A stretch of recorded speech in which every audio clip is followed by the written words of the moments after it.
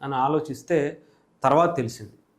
CBI విచారణలో JD Lakshminarayana గారు తీసినటువంటి దాదాపు 33 ఛార్జ్ షీట్లలో దాదాపు 40,000 కోట్ల ఎంతో దానికి సంబంధించినటువంటి అటాచ్ చేసి చూపిస్తే ఇవన్నీ కూడా జనాల దగ్గర నుంచి దోచుకుని దాచుకుని సంపాదించేసినటువంటి సొమ్ము. అది అఫీషియల్గా, అన్అఫీషియల్గా అయితే 1,00,000 కోట్లకు పైగానే అని చెప్తున్నారు. అదే కనుక మరి జగన్మోహన్ రెడ్డి గారే సీఎం అయిపోయారు, జగన్మోహన్ రెడ్డి గారే అధికారంలో ఉన్నారు.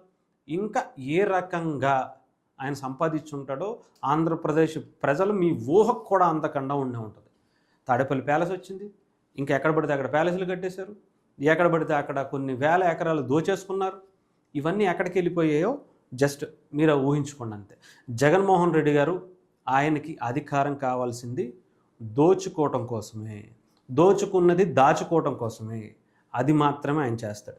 ప్రజలు ఈ మద్యం తాగి చచ్చిపోతున్నారా, ఈ కల్తీ మద్యం వల్ల ప్రజలు ఇబ్బంది పడుతున్నారా, గంజాయి వల్ల ఇబ్బంది పడుతున్నారా, గంజాయి ఆయనే పెంచి ప్రజలను నాశనం చేస్తాడు.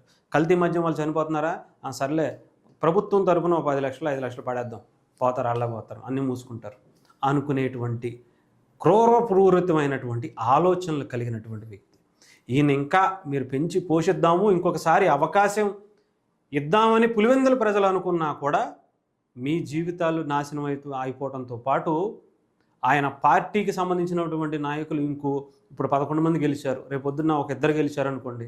2029 ఎలక్షన్స్లో కనుక పులివెందులతో పాటు ఇంకొక నాయకుడిని ఎవరన్నా గెలిపించుకుంటే ఇంకా ఆలోచించుకోండి. మిమ్మల్ని కాదు, మీతో పాటు రాష్ట్రాన్ని నాశనం చేసేసినటువంటి వ్యక్తులు మీరే అవుతారని గుర్తుపెట్టుకోండి.